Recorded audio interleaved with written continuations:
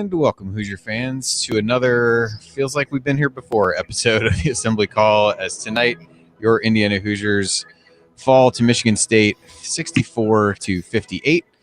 Drops IU to 12-13 on the season and 7-11 in the Big Ten. I'm your host, Andy Bottoms, here with the other coach, Jeff Marlowe, and Chris Williams, aka IU Artifacts, and we'll break it all down for you on this edition of the Assembly Call IU postgame show. This was a game, guys, that saw a lot of fouls, certainly, and really limited any flow that the game had. But ultimately, it was a tight game going down the stretch. IU only ends up with one player in double figures. That was Rob Finnessy, who really kept IU in it for stretches early. But Aaron Henry just took over down the stretch for Michigan State. I think scored 10 or 12 straight points on his own at one point. IU just had no answer for him defensively, which sounds a lot like the first matchup that these two teams had. He ends with 22 points and really put them over the top down the stretch and dropped IU. Just another disappointing conference loss that they, were in the game for really all of it. Neither team really pulled ahead by any wide margin until late. But it was, just kind of what we've seen from this IU team. It was just not enough from the guards. Trace Jackson-Davis only ends up with 5 shots over the course of the game and 9 points. Was frustrated by the way that Michigan State was really physical with him, and just again, it just felt like a similar refrain from what we've seen from so many games with this IU team, where they just hung around and struggled on the stretch. The defense really wilted late and ended up shooting 2 of 20 from 3-point range. So those are all have become hallmarks, I think, of the way IU has played at times this season, and tonight, unfortunately, was no different. But we're going to start the show how we begin every show, and that is with our Hoosier Proud banner moment. And there were a couple options for this. There were actually some really nice individual plays that were made here. I'm going to give one to Christian Lander. There was a play that he made, grabbed a rebound, threw the ball about 70 feet down the floor, just over, I think it was Hauser's arm, just over a Michigan State defender to Race Thompson for a layup. And I thought it was a game that Christian Lander played really well in, and quite honestly, we can get into this later. I'm not so sure that he should have gotten taken out down the stretch. He ended up with 7 points and a couple assists. I thought played one of his better games, no turnovers either in 22 minutes, and just kind of flashed in that moment the kind of playmaking that he has, and made multiple 2-point shots in the game as well. But that play was just a beautiful play. There were a couple others that Race Thompson was on the receiving end of that were in the running for me for the banner moment. But I guess at this point in the season, I think everybody is looking forward a little bit to next year, and I think a lot of that starts with seeing Christian Lander get more minutes and grow into his role as the point guard of the team. And I thought that play to Race Thompson came at a key moment in the game, but also was just a great one, and showed the kind of passing talent that he has.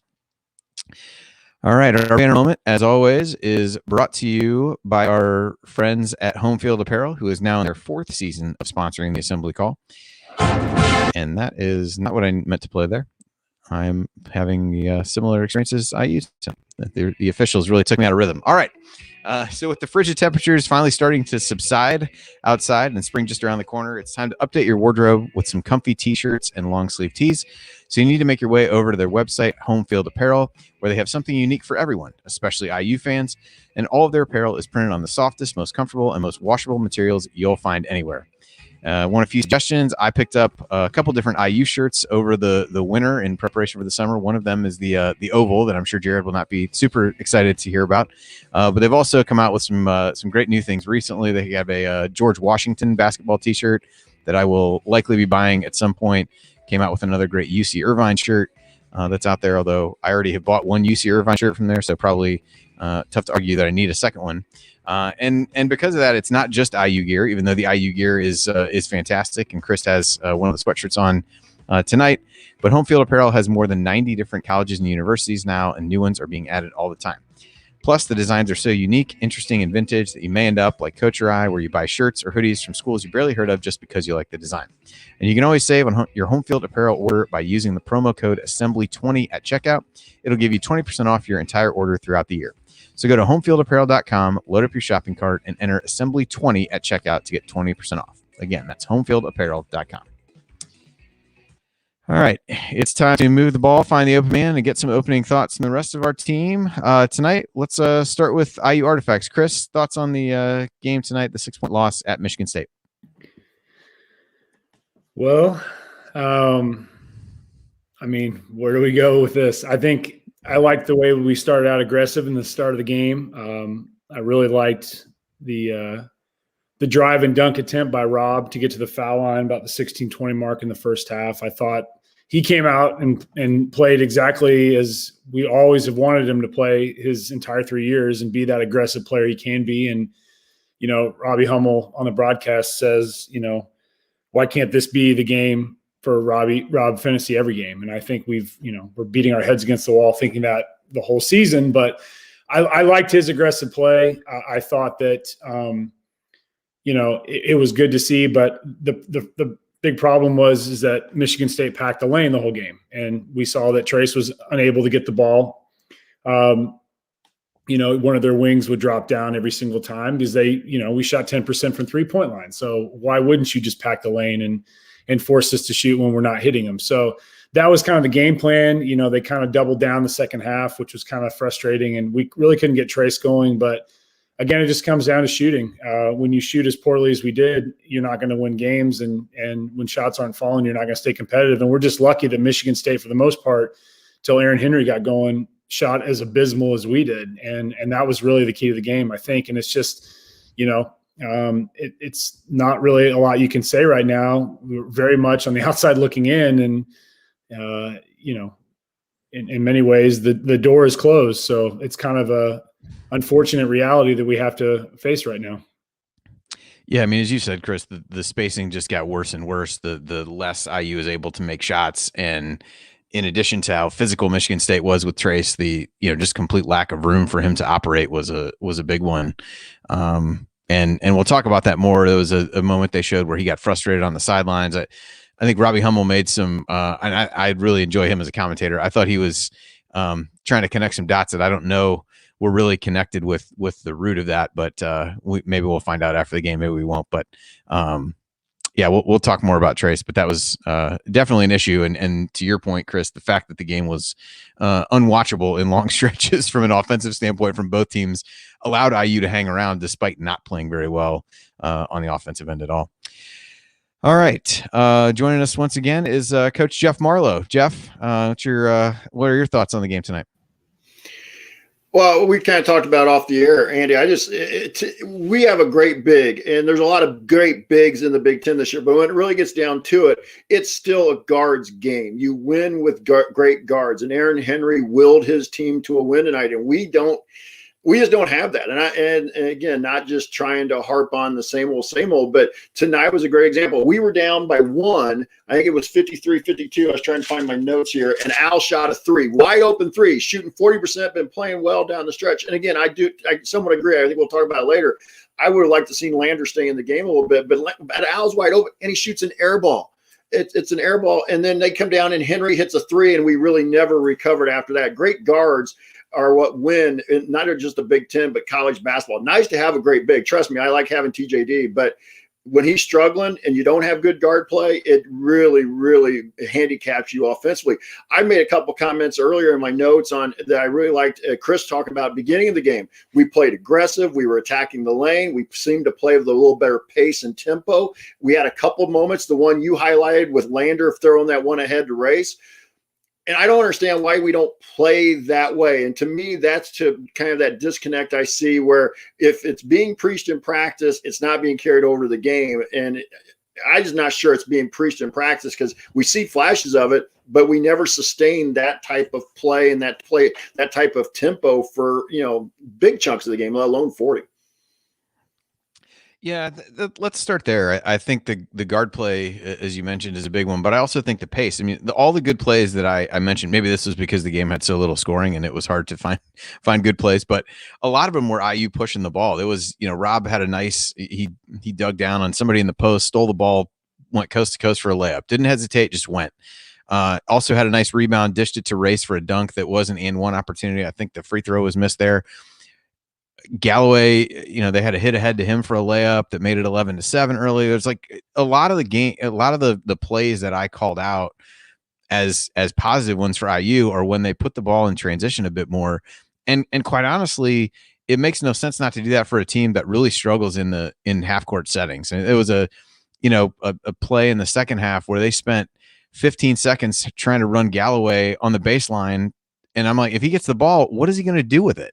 At the point when they were doing that, they did have a little bit of success running Rob off of some curls where he made a nice dish to, I think it was Jerome on one of those plays. But yeah, guard play just continued to be really uneven. You got a nice showing from Rob Finney, albeit not necessarily from a shooting perspective, but he ends up with 16 points. Again, the only Hoosier in double figures. He was 6 of 16 from the floor, I believe.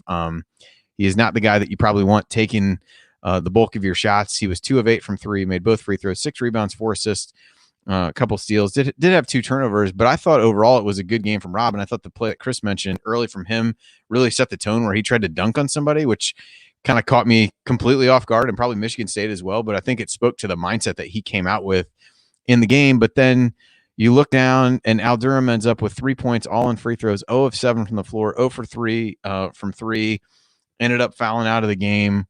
1 rebound, no assists, and that play that Jeff mentioned was a big one with him. And I thought Lander played well, 7 points, 3 rebounds, a couple assists, but just didn't get enough out of Al. This team, especially with Armand out, isn't going to be able to survive performances like this from Al Durham. And it's not a lack of effort necessarily, but I just thought Al fell into some of the traps that he's fallen in before, driving to try to get fouled, not to score.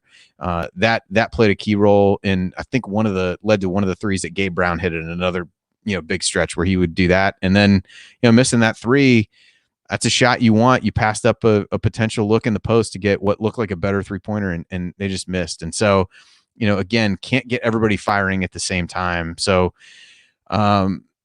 Chris, general thoughts on the guard play, and I guess what I talked about with you guys before we came on, maybe this is the question. I struggle with taking Lander out based on how he was playing and putting Al back in based on how he was playing, and that is easy to say as hindsight now, but even in the moment, it didn't make a lot of sense to me. Any thoughts on that or other commentary on the guards? I just think I'm trying to think back to where we had a game where Rob and Al were actually playing both at the potential that we have wanted them to play. And I can't honestly think of a game during Big Ten play. There was probably something close, but it seems to be that they kind of go through this roller coaster effect, especially Al more because he's been at least more consistent than Rob has been, especially offensively. But, one of the things we saw is, and we can say all we want about the officiating, too many fouls, lack of fouls in certain situations. But the fact is we got caught in that situation of trying to be aggressive to the basket where we had a guard going up against, one of their bigs that was not going to be able to, that played straight up. And we try to draw these fouls. And like you said, Alec just kind of tries to go in and create something, and it wasn't happening. And so, with Lander, I think with him is that the maturity is there. And the vision on the floor, we keep hearing about that. And the pass to Race was tremendous. I would have been fine to see Lander more in the second half. I think that Michigan State's guards are obviously more aggressive and bigger, and that's the size thing. I think was a big problem for us throughout the game. But I think in the end, we tried so much driving to the basket that wasn't working. The shot wasn't working. I'm not concerned about the turnovers. I think we only had 8 turnovers, and Archie's preached about protecting the ball and staying under 10 turnovers to the game. I just think that if we don't have, especially with Armand out, if we don't have consistency among our upperclassmen playing cohesively in one game together, that really dwindles our chances, especially when our best player is not getting anything down low because they're just packing the lane. And we keep talking about that. But that's the thing that's killed us. And we keep preaching about this, is that we can't get Al and Rob to play cohesively together, having a good offensive game and leading us to victory. It just hasn't happened, and that's been our Achilles heel the whole year.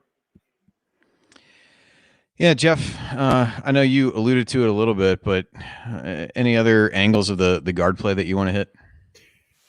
Yeah, and I think Chris brings up a great point. I think the only game I might be able to point to where both those played well was maybe the game at Iowa, where Rob and Al had, really kind of synchro game where they played together. I really liked the lineup, and we've been talking about this in the community. I know Jared had been talking about it a couple times on the shows with you guys. I loved it when he finally put Rob and Lander in the lineup together and had Rob coming off the ball, playing off the ball. I know he didn't hit shots, but I really felt like the offense at least looked a little better. We had a little bit more motion to it. And we were getting some screens. We just didn't hit them. But I agree with Chris to a certain degree. Your best player wasn't giving us much tonight, and that was a lot to do with the Michigan State defense. And your second best player on the sideline, probably out for the season, in Armand. So somebody's got to step up. And I agreed with what you said earlier about the fouls and some of the fouls that Jerome got, especially, but even a couple that Trey got in the half court really kind of disrupted flow. But our guards just, it's just been a struggle all season for them. And tonight, when you needed one of them again, we said this all year long, two of them we had one, Rob, we needed a second one to step up. But I would have liked to seen Lander get more run down the stretch. He hit that runner with about 7 minutes to go, his natural hand, left hand, little runner there in the lane. And then we took him out and he never came back. And I just would have liked to seen him play down the stretch and see what, if he could get some growth there, because he's the point guard of the future. And I'm not saying it's all about the future. I just think that I would have liked to seen him and Rob, and then maybe Jerome finish the game along with Trace and Race. And I think that's right now our best offensive lineup. Because like you pointed out earlier, the offense is more dynamic when Lander's on the floor. Yes, he makes mistakes. I'm not saying he's perfect, but he sees openings. That pass to Race, he had a nice little pocket pass early in the first half for a feed. The other guards either can't or won't make those plays, and the offense tends to be a little more dynamic when he's out there. But Chris pointed out, you can't shoot 2 for 20 from 3. I mean, I've been one to want them to shoot more threes, and they shot 20 of them tonight, but you got to hit more than 2. Yeah, I thought one of the other big factors, and we don't need to linger on this too terribly long because I want to talk about Trace a little bit before we take our first break. But I thought Jerome getting himself in foul trouble in the second half was maybe an underrated storyline of what happened. I thought he came out, got one in the post early, then got another one kind of going for a steal where the guy really wasn't in a position to hurt him. That one was a silly one.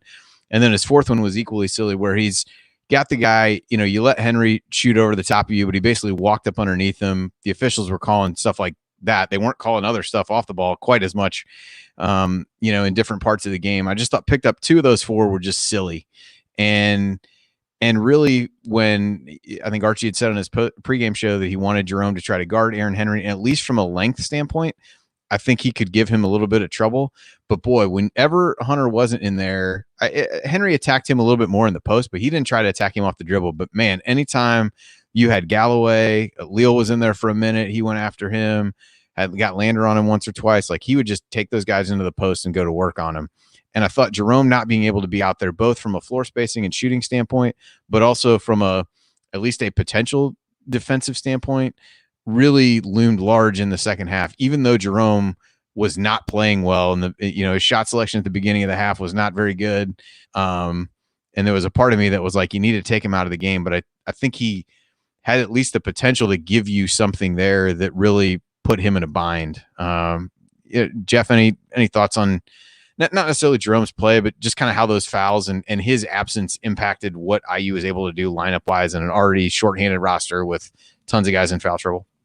I think you're right, Andy. I think that Jerome, at least age-wise, is more mature and could handle a kid like Aaron Henry in the post. When I was coaching, we referred to it as bully ball, where you were just going to back somebody down or just kind of manhandle them on the way to the rim. And whenever Henry had a Galloway or a Lander or one of the freshman type players on him, he just either backed them down or he just kind of muscled them into the paint to get what he wanted.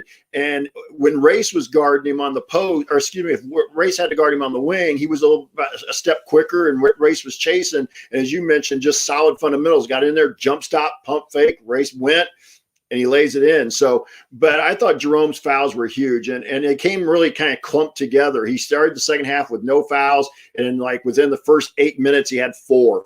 And in hindsight's 2020, but man, I would like to see this with tonight if Jerome could have played, way more minutes in the second half instead of having to sit on the bench with the foul trouble. Yeah, their size is just. It's a game that I know they've talked about playing Jerome a little bit more at the 3, but you almost needed to be able to play him there tonight, because when he got bumped down to the 4, when Race and Trace and everybody else was in foul trouble in the first half, they really struggled to keep them off the boards. That was another big storyline for me in the second half, was the offensive rebounding of Michigan State, giving themselves a lot of chances. And then, you did that with Jerome, and then you had smaller guys trying to guard Henry, which didn't really work out very well. But, Chris wanted to circle back to Trace a bit here. He ends up only taking 5 shots over the course of the game, was 1 for 5, did get to the line 10 times and was 7 out of 10 from there. Finishes with 7 rebounds, although only 2 of those on the defensive end, 5 of them were offensive. And like I said before, Robbie Hummel made something of him getting upset on the sideline in the second half. I don't know, and they didn't really show the whole exchange if it was at Archie or somebody else. He had gotten frustrated with what he thought was a foul call not long before that. I think when he went, before they went to the sidelines, I think he thought Bingham got him. But this was just a game. Michigan State was super physical with him, just running guys at him. They defended him differently. As soon as he put the ball on the floor, they had a guy trying to dig and double on him a little bit. So I think that frustrated him a little bit. But, kind of assess where maybe you thought that frustration came from and maybe what ultimately led to that. I think the first half we didn't take advantage of enough one-on-one opportunities, but the fact is that Bingham's athleticism caused problems in the first game, and it caused problems again tonight. And he's just so long and so athletic, and I think we've seen situations with Trace playing against much bigger, more athletic centers where he doesn't seem to go as much into the defender as he kind of turns away from them. And again, he has his, whether he's trying to go over his right shoulder or left shoulder. But the point is I think that we didn't get the ball to him enough in the first half when there was more one-on-one action. And then in the second half, you had Bingham on there. Then you had Gabe Brown, who was kind of pestering him when the ball was dumped down. And Brown's got the wingspan to cause all kinds of issues for them. And again, it's one of those classic situations where whether he was just getting irritated from not getting the ball enough, or whether it was a foul situation, it clearly was messing with him and his demeanor. And maybe it was, there was a couple situations where he got pulled in, whether it was when he picked up the third foul and then he kind of had a breather on the sideline, whether he was upset because he got pulled and was not back in the game. I don't know. I don't know if it's just bent up, frustration from several different factors. I mean, obviously, there's 45 fouls called in the game tonight. So, the whistles were out and about. So that's, that is neither here nor there. But I just think that, when we shoot as bad as we had tonight and the defense adjusts to that, and your best player has no way of getting the ball inside without being pestered by at least 2 to 3 players, it's going to cause a lot of frustration. Now, if that's the sole reason for his frustration or not, I'm not sure, but clearly, he was off in more than one way tonight, and that was a killer for us. Yeah, it was interesting. Trying to look a little bit at some of the post game comments. They asked Archie Miller about it. Said didn't remember that particular moment, but just said it was an easy game to play in. A couple of his calls were very tough. I thought especially once he picked up his third foul, it kind of got him out of rhythm. I think that's probably some truth there. I thought the first one he got called for, that charge where he didn't hit. I think it was Malik Hall square at all, and he just falls on the ground. And they, of course, reward that with the charge call was pretty egregious in terms of the ones that Trace got. Also got I think his third was the one where Langford jumped up and came down on Trace's back and fell, and that was apparently a foul as well. But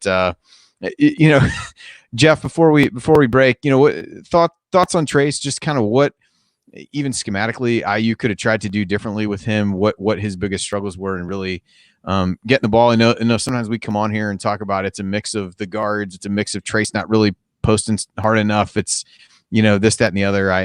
What were your thoughts on what led to him only getting 5 shots tonight? Well, part of it was the fouls. I mean, the fouls he got, and also he got fouled. I think he went to the line for 12 attempts tonight, 10 or 12. So he 10. went to the line. So that means he was getting fouled on some shot attempts. So you also got to sometimes read into that a little bit. Now, 5's still not enough. Don't get me wrong.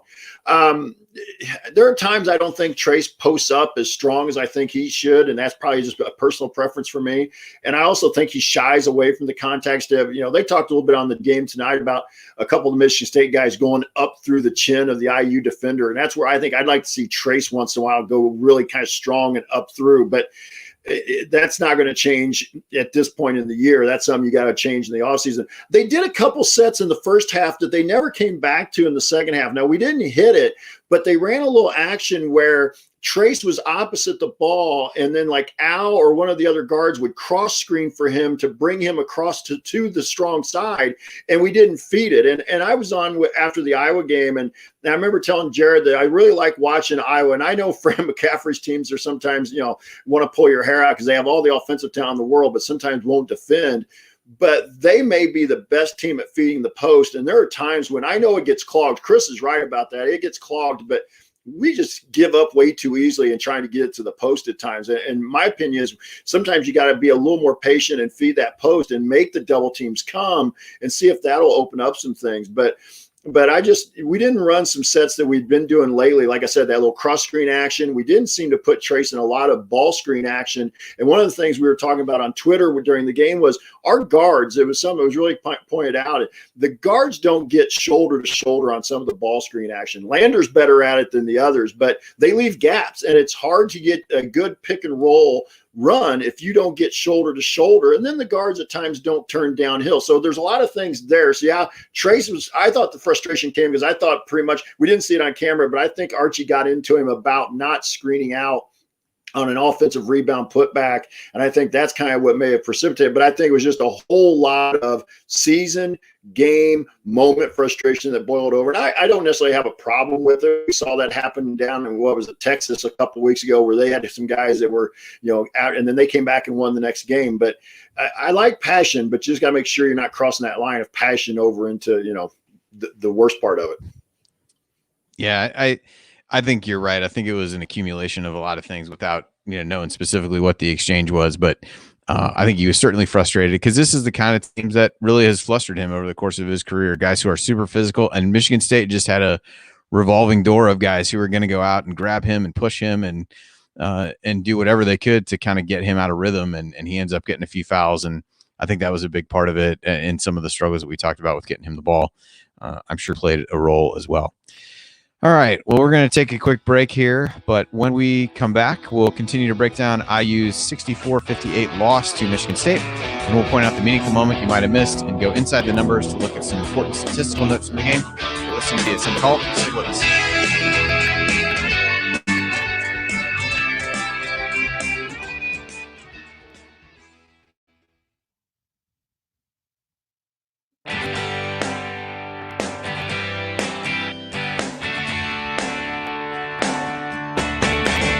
Hey, this is Matt Spielfeld, Big Ten champ and better than advertised Sixth Man of the Year in 2016. And speaking of better than advertised, join Jared, Andy, Ryan, and Coach on the Assembly Call after every IU basketball game. Go Hoosiers. And welcome back to the Assembly Call IU postgame show, where apparently we need to do some overdubbing of the names that the players have left on here. I'm Andy Bottoms here with the other coach, Jeff Marlowe, and Chris Williams, a.k.a. IU Artifacts, and we were breaking down IU's 64-58 loss at Michigan State. And right now, it's time for meaningful moments that you might have missed. I had a few, and I feel like I probably alluded to a bunch of these, but there was a play that Anthony Leal made that was I didn't think he didn't play a lot, again, in a game where a lot of guys had foul trouble and you were struggling to make shots.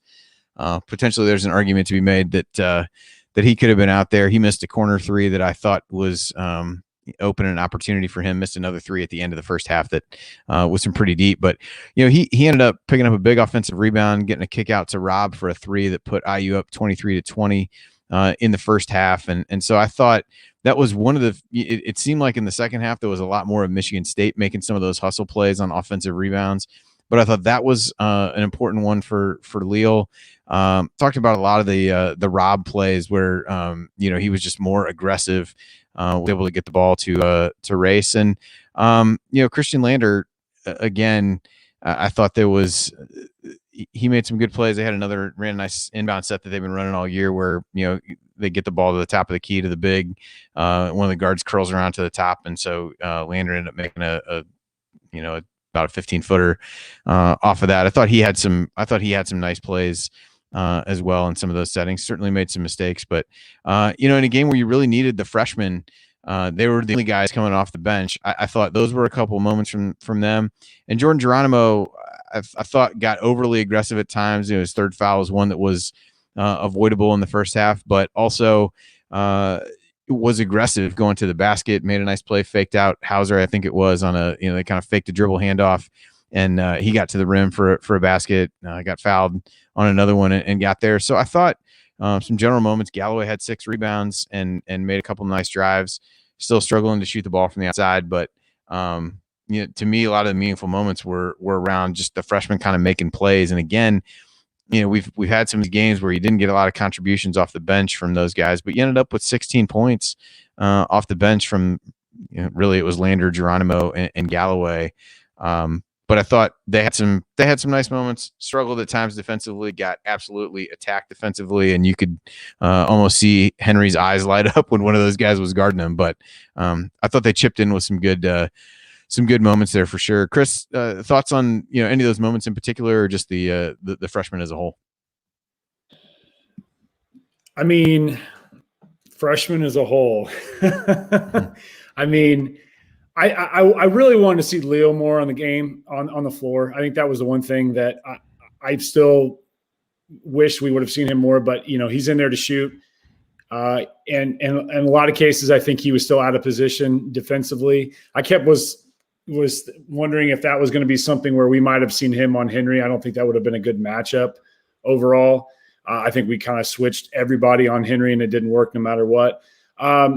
Galloway, I like his defensiveness on the floor. I like, what he can do in space, but I think the big thing, and I don't mean that sounds so negative about it, but I think the big thing with Trey is that he's just such an offensive liability. And I think that's going to continue to be something, and hopefully that he'll get his shot. We heard about him coming in, that he had the ability to shoot coming out of high school at Culver. So I think with Lander, that is that's the one area that I think is the bright spot, because he's finally becoming more natural. I think we've talked about this on prior episodes, is that if he had more of a preseason, we may have seen his development come earlier. But I just think overall, it's not a hard light. I mean, it's hard to be positive on a lot of it, but just, it's hard for me to really come to a positive conclusion to that statement, honestly. So, Jeff, thoughts on the play of the freshman tonight?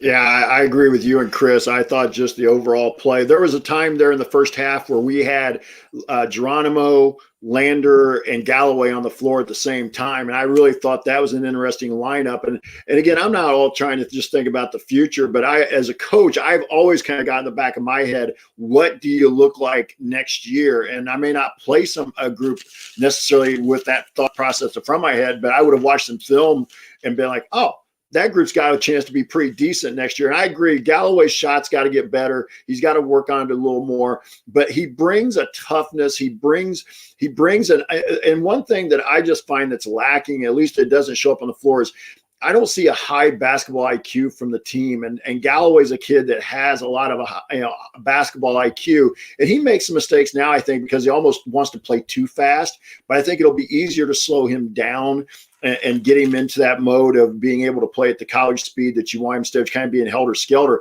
I wrote down kind of the last time we had the lead was 49-48, and that was on a drive that Trey made to a layup from about the three-point line in. But I really liked the lineups tonight. I agree with Chris and you both that I liked it when we went with the freshmen. I liked Lander out there with Rob. I liked Lander and Lander and Geronimo and Galloway out there, and I think even Leo had a run with that group as well. So, but I'd like to see more of that. And I know the season's coming to an end, but I'd like to see more of that because I think that we have a chance to be a little better offense and defensive team with those guys in the future. And you got to start somewhere, and why not now?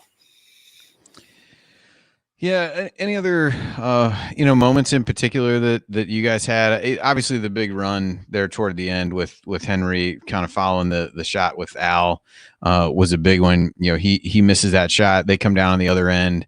I forget who it was at the top of the key. I don't know if it was Race and Rob or Rob and TJD. They seem to get kind of crossed up on what they wanted to do at the ball screen at the top, and both left Henry for a second to take a three, and he gets shooter's roll off the front of the rim, and that really sealed it for IU. There was another stretch that I had noted earlier, but IU kind of came back from it.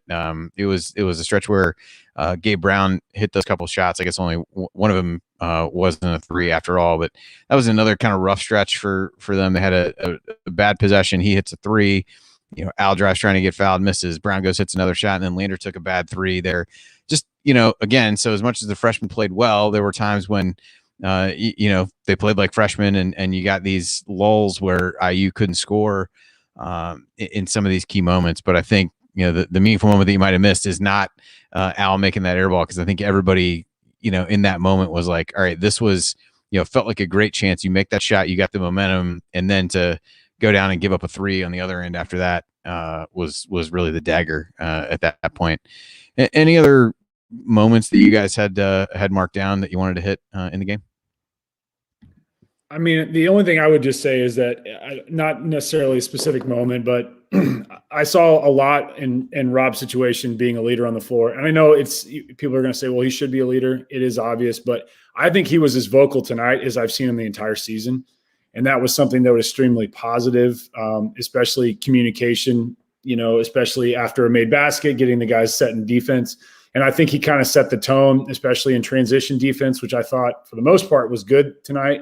I thought in the half court, it really struggled toward the end with obviously Henry getting going. But I mean, I want to allude to the positiveness about Rob, even though, shooting wise, it wasn't there. I thought leadership on the floor and defense overall was good. But I think that's something from a broad perspective, but maybe not a single moment.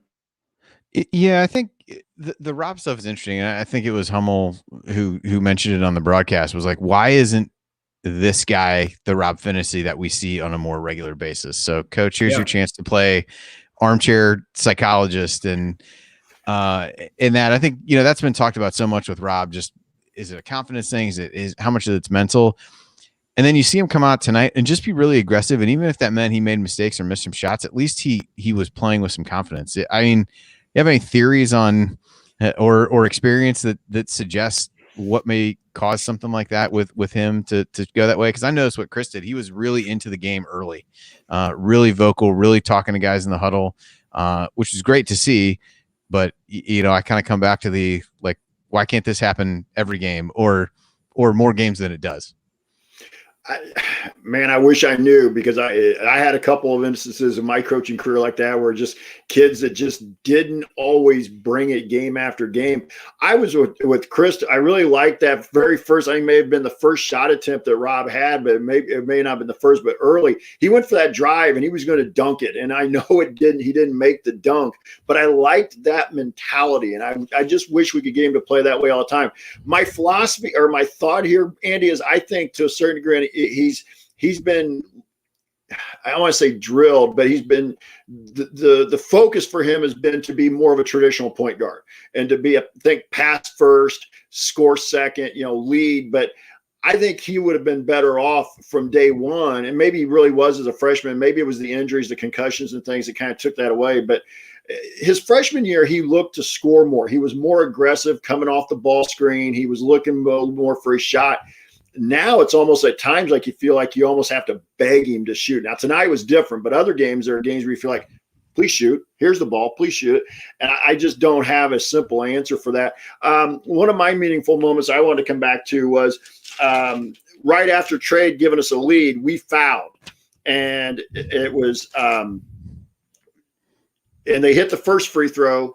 and then we didn't screen out on the second free throw. We give up an offensive rebound, and I think it may have been a dunk, and they get the lead that they really never relinquished. Al hit 2 free throws to tie it, but we kind of played catch up from there on, and we never really recovered. To me, that was one of those games. Though you look back and everybody's, oh, it was just a missed block out, but that missed block out, in my view, if you get that rebound, maybe you go down, score, and take the lead, and you got a chance to make them chase you.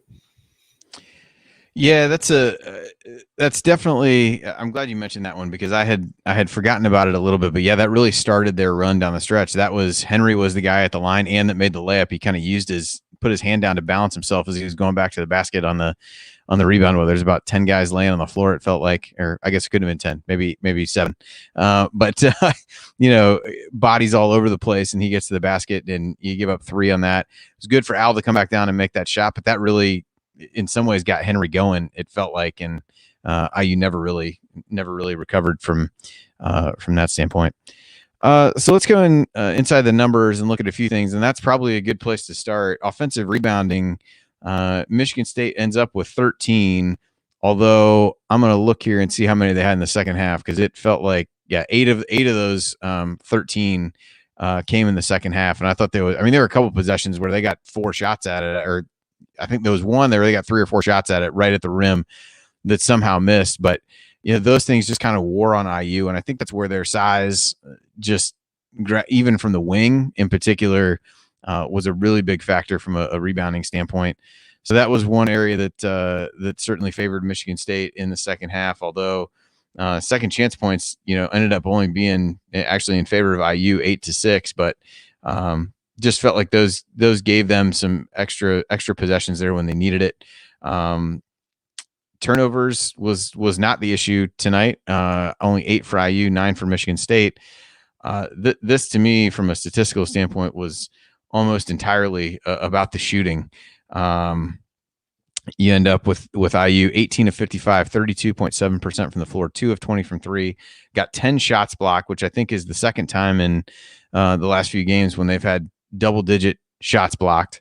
You're just going to struggle to beat anybody. Free throw wise, 20 of 29, 69%, not terrible for IU. Certainly missed a few down the stretch that would have been nice to have. Race missed 2. I think Trace split one, late in that sequence. But you get to the line 29 times versus 55 field goal attempts, you'd feel pretty good. Just the shooting was just terrible. And not that it was all that much better for Michigan State, quite honestly. They only shot 23.5% from 3, 37.7% from the field, and roughly the same percentage from the free throw line. So, kind of ugly. Chris, any of those numbers stand out to you, or any others as you look down the stat sheet? I think the block situation was huge because I think so many times we took a guard down the lane and Bingham just took it out of there, no problem. And I think we tried to be aggressive with that. But when the guy you're going up against is 7 inches taller than you, and he can play straight up against you and not have to lean in on it, it's not going to really work. And I think we got lucky a couple of times, and Al drew a foul or Rob drew a foul in those situations. But I think the block shots were huge. And like you said, we go into the first half, we shoot 7% from the 3-point line. 7%. You're not going to get it done. And we were tied at half, which amazingly with that. And we actually shot 75% in the first half from the free throw line, and we digressed slightly. But like I said, if we pride ourselves on getting to the line so much as a program, and we keep hearing about Trace getting the line, there's always that caveat that says, oh, by the way, he's getting to the line, but he's shooting 66% from the foul line when he gets there. So I think we missed a lot of free throws. We saw Race miss the front end, 2 of them in the front end in that second half. I don't know. There were some points where he just looked worn out, and I don't know if it was still recovering from getting whacked in the face a second time. But I think, again, the blocks to me was huge because we tried to be aggressive in the lane. Even when they were packing the lane, it wasn't happening. And when you can't, drive in and find a guy to kick out to and hit an open 3, you're just not going to win a lot of ball games, even going up against a team like Michigan State tonight that was abysmal too from times. I mean, there was moments in the game where I was just waiting for somebody to hit a shot either side. And it's, it was hard to watch.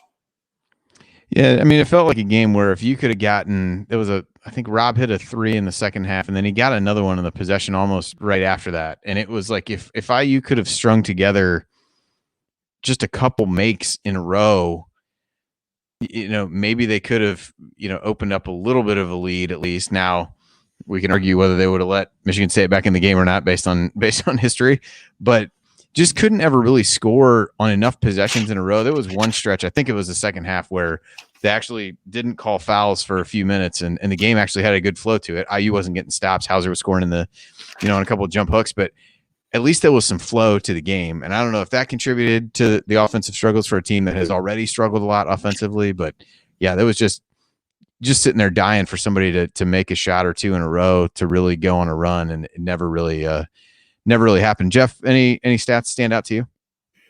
Yeah, I just want to comment about what you're talking about, Rob's 3. I think I found that in my notes because I had that circled. He hit a 3 to put it at 38-33, and then he missed the next trip down, and it rattled in and out. And boy, that could have been a huge segment in a game where both teams were struggling offensively. A 5 or a 6-point lead might have felt huge in the second half with approximately 12 minutes to go. Yeah, a couple stats, Andy, for me, that because I talked about these in my scouting report on the community. In the first game, we got outscored in the paint. And then tonight, we outscored them 28-20 in the paint. As Chris said, that was with 10 block shots by Michigan State. And then we outscored them by 1 on fast break points, 15-14. And I didn't feel like we played at a very good pace overall. And then the other one that really I thought was going to be important and shows you what, sometimes just what you mentioned, shooting is such the game that, I was at a clinic one time with one of Doc Rivers' assistants, and basically it's a miss or make league. You either make shots or you miss shots. And tonight we obviously were missing, but my point was about points in the paint or bench points. In the first game, we got outscored 34-5 by the Spartan bench. Tonight, it was 19-16. I mean, if you would have told me after the game that we would play that even, points in the paint, fast break points, bench points, I would have had us winning. But, man, like Chris said, you can't shoot, 1 for 13 in the first half on threes, 2 for 20 for the game, and you can't shoot under 33% for the game. We just have to find a way to make more shots. Yeah, I mean, there were good looks to be had in the first half. There was a play toward the end of the shot clock. Rob got the ball in the lane, kicked it to Leal in the corner, kind of a shot that we've seen him make over the course of the year. We've talked about the owl one. Some of this comes back to, and the announcers talked about this as well. There was a play in the first half, and this isn't always the case, but some of the times the passes out to shooters are just poor.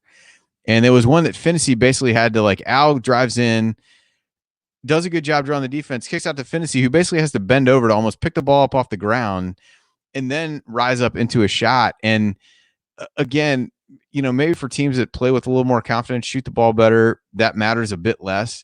But for a team that really struggles to get into rhythm, not being able to step into shots and get the ball passed into the quote unquote shooting pocket and all that stuff, just that is an area that IU continues to struggle with where they put the ball. And that was, I guess, maybe another meaningful moment. I don't know, but I think again, that not all of the blame for the poor shooting falls on stuff like that, but man, there are just times when you've got guys open that they need that extra split second to get the ball in the right position to be able to shoot it that you'd like to find a way to correct. All right. I think stats, we don't need our eyes to bleed like Race Thompson's neck was after what may or may not have been called a foul. I guess, well, how can we go without saying 45 fouls called in the game? That's probably the number to end on, I guess, and explains why we started the show a little bit late as we work through getting through each of those fouls. So, all right, well, we're going to take another quick break here, and when we come back, we'll hand out game balls and hit any other lingering storylines and look ahead to what's up next. And then it'll be time for last call. That's all next here on the Assembly Call. Stay with us.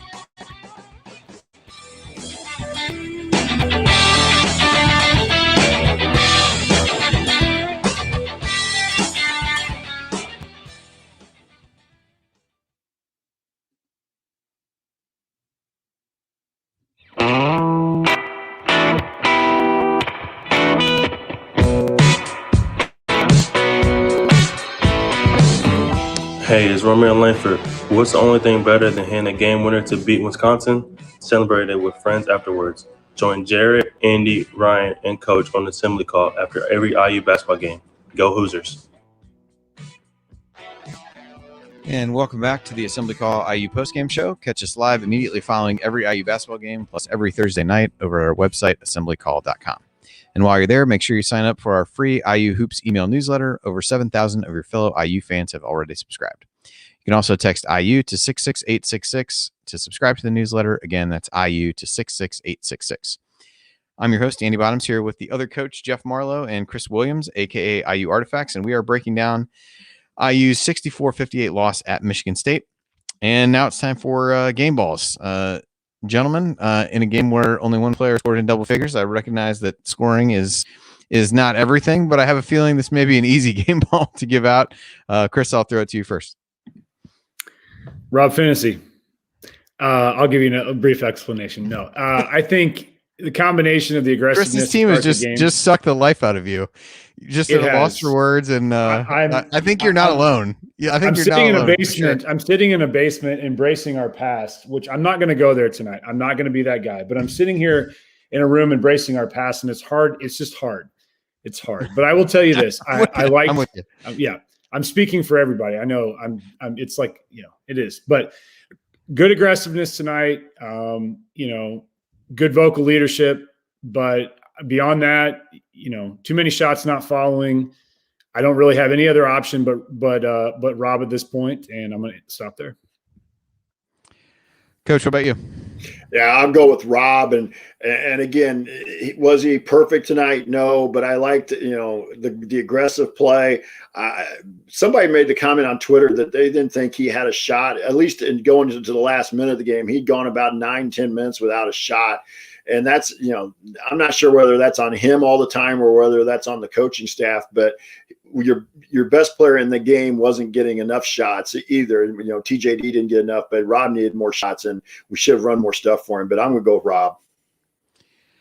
Yeah, I will as well. I thought, again, for a guy that's really struggled, at least it feels like a struggle with confidence, I thought he was a guy that came out in a game that was important to this team and played with confidence and tried to dunk on somebody, which is not something I figured I would say, but I thought came out, good mentality, showed some leadership out there in terms of getting other guys together and being more vocal, and hit the only 2 threes that IU would make on the night. And I thought overall contributed in a lot of different areas from a statistical standpoint as well. So we'll make it unanimous on that one, which means that it is time for Coach Robert's Real Hustle Award.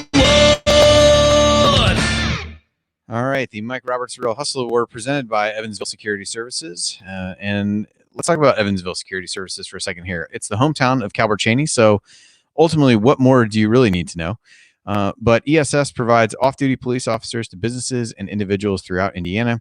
And in addition, they offer an accident reconstructionist who can go all over the state.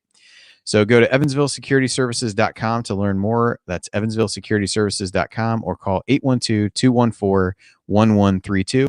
Remember, prevention cannot be measured. Let Evansville Security Services help you prevent a bad outcome today. All right, so this one may be a bit tougher. Jeff, I'll throw this one to you first. I'm going to go with Race. The fact he took the whack across the nose and came back, I got to say he's probably tougher than me. That might have put me out for the rest of the game. But he did have 8 points. What I have him for the final stats, I have 8 points, yep. 4 rebounds, 2 blocks, and I think 2 assists. So I'm going to go with Race. Chris, what about you? Yeah, I'm going to have to piggyback and go with Race because I think that, whether it's on the stat sheet or not, he plays his heart out each and every game, and getting the same face whacked the second time and having to adjust, first of all, wearing that mask, which is not nearly as good looking as the Harris Muezinovich hockey mask. I wish he had gone with that classic throwback from the mid-90s, but now it's neither here nor there. But I think he just plays flat out each and every game, and whether we want to look at this from in grasping at straws, we would have been out of a lot more of these games if we had not had him in there. So he just continues to be a real glue guy that plays his heart out. So Chris, I figured that was going to be your segue to actually pull out as a piece of memorabilia the Harris Miyazinovich mask that you had somehow acquired in recent times. But I'm assuming you've not been able to track that down. Still on the hunt. So nice. Yeah, I had actually kind of forgotten about that. So you posted a picture of it at some point when we heard that about race, and truly terrifying to see that again. Yeah, I'm going to make it unanimous for race. I think I was surprised that he came back out in the second half after he got hit, and then he got hit again in the second half. I think on the scrum following the free throw rebound that Jeff mentioned a little bit ago, and just kept playing. I think he's a guy that just continues to play hard, continues to improve. And so, yeah, that was a fairly easy one for me. I wasn't, to me, these were about as easy of awards to hand out as there would be after any game. So we'll make it unanimous with race.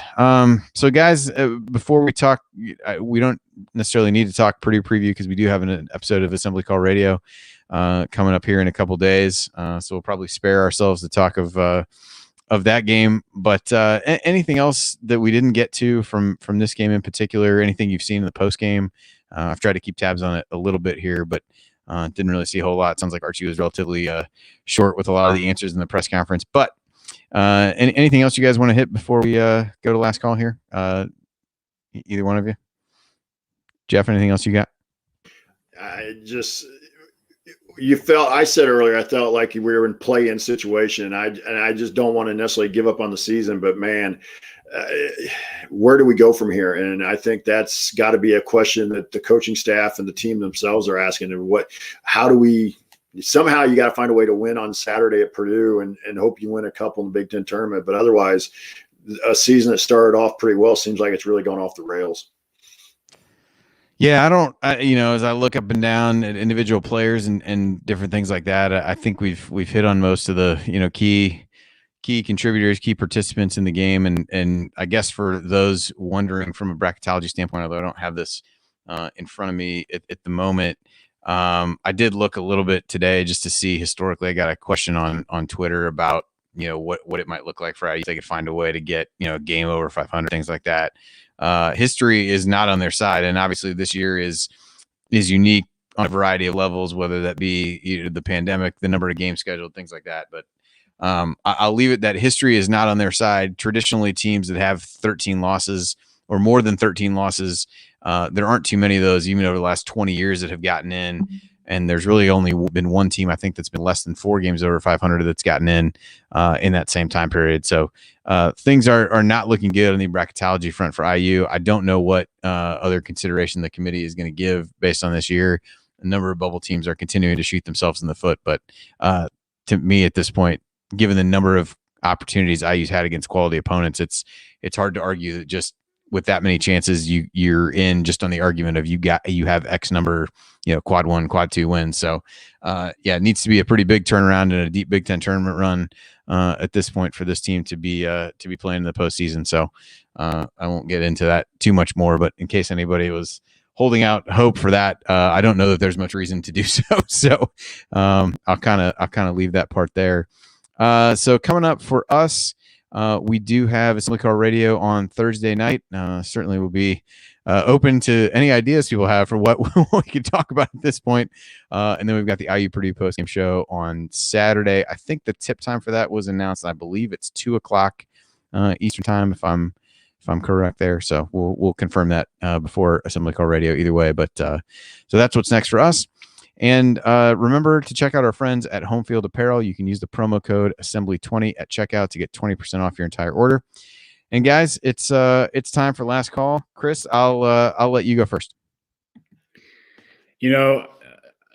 I'm thinking about what's going to happen after the end of the season. I'm thinking back, and I'm not trying to be negative, and I'm not going into the Archie conversation about the coach, and I'm not going to go there. But I just know that NIT is, whether that happens or not, I think back to 2005 and being in a large assembly hall with a small contingency of fans, and ironically not realizing the time that I was sitting 2 seats down from Galen Clavio, not knowing who Galen Clavio was, but experiencing NIT basketball is depressing in March. And I just think that, we don't really know what to do now as a program. I know that we're all down and out on a lot of things. I'm not big on moral victories when it comes to IU, because I think that we all want it better than that. But I sure as hell would like to see us win Saturday, just because 0-5 under Archie at Purdue, and having to hear from all my Purdue buddies that graduated from Purdue and stick it to us every single time and send me messages all the time. I would like to see us win. I don't know if it's going to do anything, and I don't know if anything's going to happen in the Big Ten tournament. But I sure as heck would like to see us win up at Mackey. And I think that, again, it's not acceptable for us to have moral victories to beat Purdue and be happy with that. But I sure as heck would hate to see us lose the last game of the regular season to Purdue going into probably a Wednesday game in the Big Ten tournament. Coach, final thoughts from you? I'm still going to hold out hope. I guess I'm the eternal optimist. I always kind of felt that way myself as a coach until the season was over. But any hope has to start. I really probably should start already, but you got to win at Purdue. I mean, first of all, it'd be a quad one win. You beat your rival that you haven't beaten in what feels like a decade.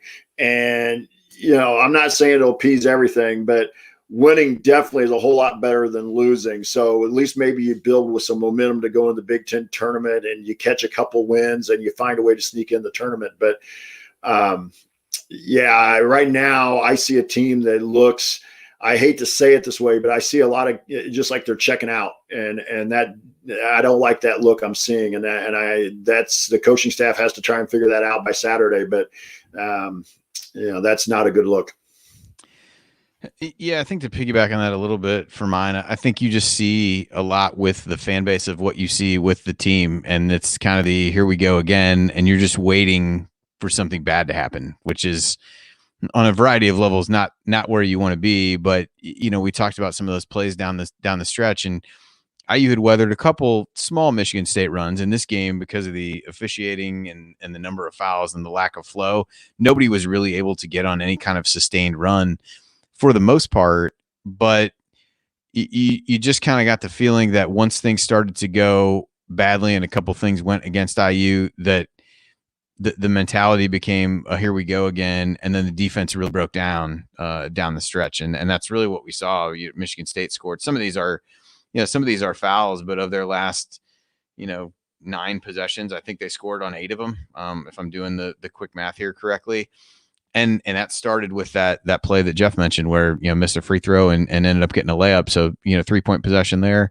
And then, from that point forward, they scored on 8 and 9 trips down the stretch. And again, some of that's fouling intentionally down the stretch, but this team just hasn't been able to bounce back in those kinds of scenarios with the mentality to really stop those runs, get stops when they need them on defense, and make shots when they need to on offense. And, ultimately some of these stretches like that, the Al Durham missed 3 and Henry going out and making 1 on the other end is kind of this season in a nutshell. I think Ryan tweeted that out toward the end. It's like, those are the kinds of plays that have, you have a chance to make a play and you don't, the other team has a chance to make one and they do. And that feels in a lot of ways like the story of this IU season and where things have turned in some of these, whether it's the overtime losses or whatever else. And I think at this point, that's just weighing on pretty much everybody. And the minute that things start to even get a little bit away from the team, things can unravel quickly. And I don't know how that changes here with a quick turnaround. Looks like Purdue beat Wisconsin tonight at home, and so we'll see what happens. I think it was Jen posted in the chat something about Rob talking about really wanting to win for Al, who hadn't been able to beat Purdue, and those kinds of things. So maybe that's a rallying point for this team. But it's you want to be there for them and support them in the hopes that they get up off the mat, and you got to kind of do that and support the team at times when very little seems like that's a possibility. So all they can do right now is try to figure out a way to win that game and get at least a little momentum going into the Big Ten tournament, or it could be an early exit there. And we've seen plenty of those in the Big Ten tournament over time. So that is certainly not a source of optimism for IU fans by any stretch of the imagination. But we'll be here to support the team and talk about it after the Purdue game and even before then on Assembly Call Radio. So that is going to do it for us tonight. If I can find the sound correctly here. All right. And so if you want to see us do the show live and be part of the live chat, make sure that you subscribe to our YouTube channel over at youtube.com/assemblycall. And don't forget to go to assemblycall.com or text IU to 66866 to join our free email newsletter. Special thanks to longtime listener Bob Thompson, who produces a lot of the music you usually hear on the show. And thank you for listening. We'll be back to talk IU Hoops again with you on Assembly Call Radio on Thursday. Until then, take it from me, Yogi Ferrell. Keep your elbows in and your eyes on the rim. And go Hoosier. Thank everybody for coming out. All right, I got to get out of here, folks. Thank you. All right, fellas, that was something. It was interesting. It was interesting.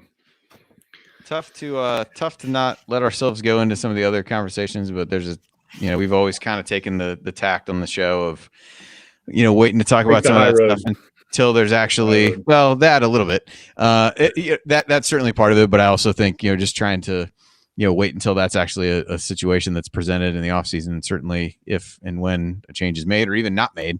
I saw where AJ Guyton had on that, I forget the podcast series. Field of 68. Yeah, he had Dolson on there, so I'm anxious to hear that. I mean, it is what it is, and he's not going to make a decision in the offseason.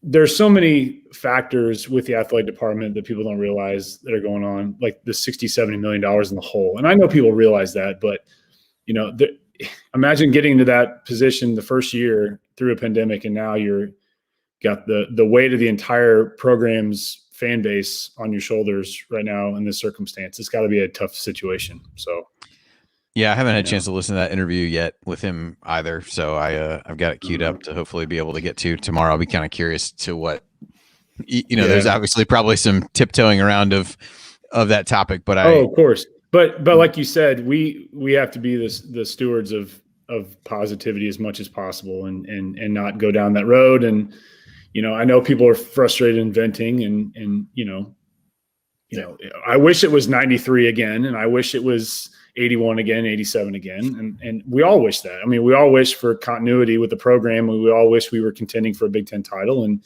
we were going to the Sweet 16 and beyond. And, we're just not there right now. And that's, It's and so many people are negative on it, Chris. You're right. I mean, and I thought Jared made a good point today, just to try and find something that you could at least talk some positives about. And I thought we were able to do that. But I will say this: I know they're struggling, and a lot of athletic departments are struggling. But Auburn found the money to buy out Gus Malzahn. And so there's money if they want to go that route. If they want to go that route, schools are firing him. I mean, Pat Kraft's an IU alum, and he fired his coach at Temple as the AD. So I mean, he got a lot of flack for that. And so it's happening. And that's the big question. And I'm just going to say it'll be an interesting offseason. That's all I'm going to say. I'm with you guys. I haven't had a chance to listen to AJ's full interview with Dolson, but I got to feel from what little snippet I saw on Twitter, it sounds like, and I want to say, I'll bet Scott made it more along the line that he just generic of, I wanted what the fans want, and that's a winning program. It's just interesting to me. And Chris, you're more in the community there in Bloomington and stuff, and Andy's been a little more connected to the program than me, but everybody always wanted to kill Fred Glass, the fan base for, Fred Glass this, Fred Glass that. But if you look at across the programs, most of Fred's hires worked out pretty well. I mean, but they've been really good. They've been really solid. Terry Morin, baseball, softball, football, volleyball. But here's the thing, and we all know this. I'm stating the obvious. We are a program. We are a fan base that will not accept anything but the best. That's the reality. I agree. And I'm not saying that to be bitter. I mean, my parents enjoyed 76. My dad sat in the second row of the bleachers every single game in the 75-76 season. I enjoyed the early 90s and those Big Ten championships and the Final Four run and the 93 team and the upset and the situation. And I get it. And we are bitter when we don't do well. Right. And that's just the reality. We are and I listen to other podcasts of the Field of 68, and we are, people call us the most stubborn, demanding fan base in college sports. And I think they're right. But I think that it's just that's the way we are, and I think that we have to accept that. But we won't accept anything but the best, and that's it. It is what it is. So. Yep. All right. So before we wrap Thanks, up, guys. yeah, glad we could do that. The IU women, if we want to talk bright spots on the hardwood, the IU women play tomorrow, Wednesday at 4:30 against Iowa. I think it's on BTN again. We watched the good chunk of the Ohio State game. I mean, second half, they were phenomenal. And that's really, I tell you what, you talk about conditioning and all that stuff. I mean, they're basically, again, the second half of Ohio State were basically playing five. I mean, they would rotate people in when they had foul trouble and different things like that, but their five were going to go as long as they could go, and ultimately led a fourth quarter. Fell behind a little bit in the fourth quarter, let it come back. It was a lot of fun to watch, and they just gutted it out. No matter how tired they were. We need to embrace that. I mean, I know there's a lot of negativity, but we have a really good basketball team that's going to be playing in March in the NCAA tournament, and the program needs the support. And the people who are upset, and they can be rightfully upset, that's fine. But they need to shift their focus and support the team that is going to be playing in the tournament in March. Yeah, and that's a huge game tomorrow from the standpoint if they can win that game against Iowa at home, which I'm sure they're favored in, and I think they should be favored in. If Maryland were happen to lose, that would put them, I think, in the number one seed for the Big Ten women's tournament. So that's a huge game for them. And Chris or Andy, I thought that's a great point. And that's one of my frustrations as a coach. And every coach has different philosophies. I understand that. But I was one of those guys that I was going to play my guys until they had to come out or I felt like they weren't playing well. But if they were playing well, I just was never a big fan of first 4 minutes, we're going to sub this person at 4 minutes. And every coach has a different philosophy, but I totally agree with Chris about, the fan base is what it is. And we do need to get behind the women a little bit more. But I will say this also, back to that, everything we want the men's team to be is on that women's team. They dive on the floor for loose balls. They're connected defensively. They play with some pace. And they look like they're prepared. And I think that's one of the frustrations of the fan base is those things. And I'm old enough, Chris, I go back to I watched the 75, 76 teams as a kid play on TV. So, but I know that's not coming back. I know those night years aren't necessarily coming back. But I just want them to feel like they're and I kind of put this in my scouting reports, I want to see them be the first team on the floor for a loose ball. I want to see them diving out of bounds. Quit letting guys be so comfortable. I mean, tonight they did a little better job against Michigan State, but it seems like we allow every team to shoot better than shoot 3-point. Their 3-point percentage goes up 10 to 15 points every time they play us because we never make anybody uncomfortable on the arc. We used to, and I just wish we would do that. If we did that, I think the fan base would actually be okay. They'd want winning, don't get me wrong, but they want to see something that looks like what they think Indiana basketball is supposed to be. And that's where the women are. They're playing that type. Terry Moore has instilled that. Yeah, it's crazy. Just to go back to that, and then I'll go because I got to get this posted. You look down the minutes played against Ohio State. Alexa Gulbe, 40 minutes. Grace Berger, 38 minutes, 12 seconds. Allie Patberg, 37 minutes, 18 seconds. Nicole Cardano-Hillary, 36 minutes, 46 seconds. Mackenzie Holmes was the starter that played the least, and she played 33 minutes and 20 seconds. So, they just run them out there until they can't go. But yeah, they're a lot of fun to watch. So everybody tune into them Wednesday afternoon, 4:30 Eastern for that. And we'll be back on Thursday with Assembly Call Radio. Chris, Jeff, appreciate you joining me. Chris, we got to start getting you on games that are more enjoyable to watch and discuss. I think you've drawn this season. I think you've drawn the short straw on a variety of occasions this year for sure. 1 for 4 or 1 for 3, I think, is my record. So on win-loss games. So. Yeah, they've been a couple ugly ones. So I don't put that on you at all. So we'll keep asking you back. Don't worry about it. All right. Well, we'll let Chris go continue his search for the Muja Zinovich mask. And Jeff, thanks for joining us again. And we'll talk to everybody on Thursday. Thanks.